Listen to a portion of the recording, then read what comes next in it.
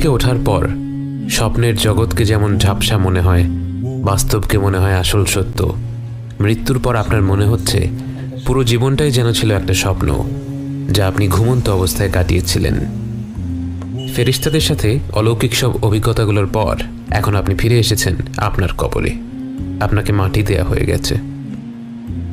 আপনি শুনতে পাচ্ছেন আপনার কাছের মানুষেরা দোয়া করছে, জিকির করছে, আপনাকে ছেড়ে যেতে চাচ্ছে না। কিন্তু আপনিও জানেন, তারাও জানে, তাদেরকে যেতেই হবে।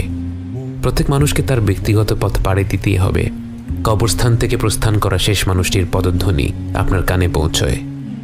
এরপর সব নিশ্চুপ। একটি মুহূর্ত পার হলো না সারা দিন পার হয়ে গেল বোঝা গেল না, কারণ এই জগতে সময়ের হিসাব মেলানো কষ্ট। হঠাৎ করেই আপনি অনুভব করলেন আপনার কবরটা ছোট হয়ে আসছে, মাটি আপনাকে চেপে ধরছে। চিৎকার করে ওঠার আগেই মাটি আপনাকে এমনভাবে চেপে ধরল, আপনার মনে হলো আপনার দেহের প্রতিটি অঙ্গ মিলেমিশে একাকার হয়ে গেছে। এরপরেই আপনাকে মাটি ছেড়ে দিল। এটা কি কবরের আযাব ছিল? আপনি কি তাহলে শাস্তি পাওয়া মানুষদের দলে? আপনার মনে পড়ল রাসূল সাল্লাল্লাহু আলাইহি ওয়াসাল্লামের সেই কথাগুলো। তিনি বলেছিলেন, যদি মাটির এই চাপ থেকে কেউ বাঁচত, সে হতো সাদ ইবনে মুআদ রাদিয়াল্লাহু আনহু। যে সাদ ইবনে মুআদের মৃত্যুতে আল্লাহর আরশ কেঁপে উঠেছিল, যে সাদ ইবনে মুআদের জানাজায় শরীক হতে ৭০,০০০ ফেরেশতা পৃথিবীতে নেমে এসেছিল, সেই সাদ ইবনে মুআদকেও মাটি চেপে ধরেছিল।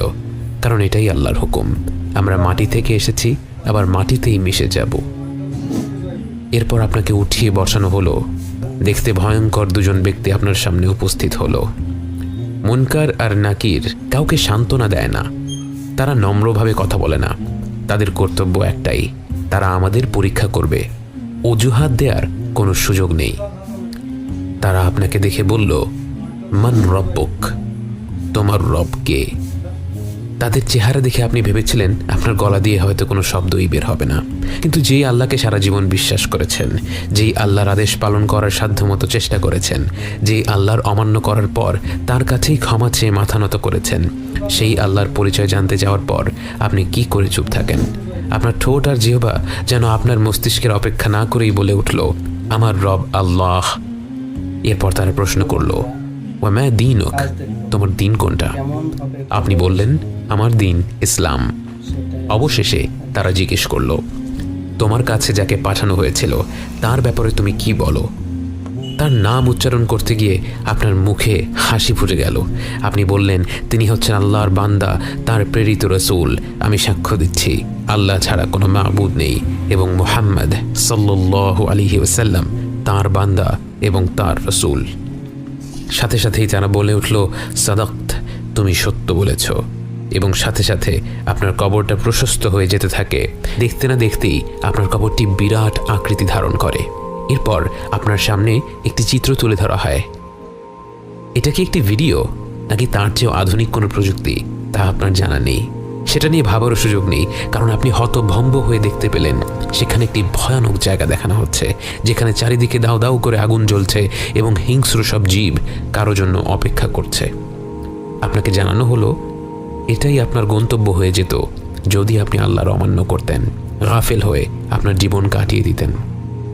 এরপর অন্যদিকে আরেকটি চিত্র তুলে ধরা হলো এবং এবার আপনি আপনার জীবনের সবচেয়ে সুন্দর দৃশ্য দেখতে পেলেন, যার দিকে তাকিয়ে মাসের পর মাস কাটিয়ে দেয়া যায়। আপনাকে বলা হলো এটাই হবে আপনার সর্বশেষ গন্তব্যস্থল, এটাই হলো জান্নাতের সেই ঘর যার জন্য আল্লাহ আপনাকে সৃষ্টি করেছেন এবং যেখানে আপনি শীঘ্রই ফিরে যাবেন। এই মনোমুগ্ধকর দৃশ্য দেখতে দেখতে আপনার কবরের জীবন শুরু হয়।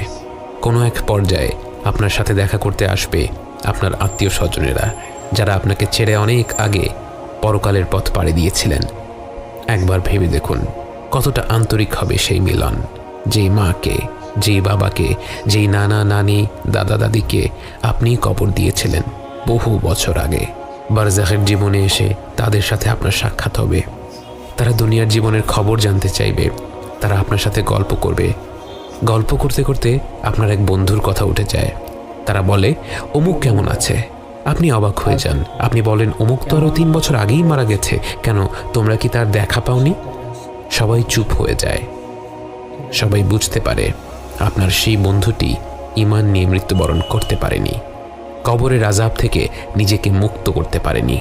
যে ব্যক্তি ঈমান নিয়ে মৃত্যুবরণ করতে পারল না, মৃত্যু থেকে শুরু করে জাহান্নাম পর্যন্ত তার পরিস্থিতি ক্রমাগতভাবে খারাপ হতে থাকে। যখন তাকে আসমান থেকে জমিনে ছুঁড়ে ফেলা হয়, যখন মাটি তাকে হিংস্রভাবে চেপে ধরে, এরপর যখন মুনকার আর নাকির এসে তাকে উঠিয়ে বসায় আর জিজ্ঞেস করে মান রব্বুক, সে কোনো উত্তর দিতে পারে না, আমতা আমতা করতে থাকে।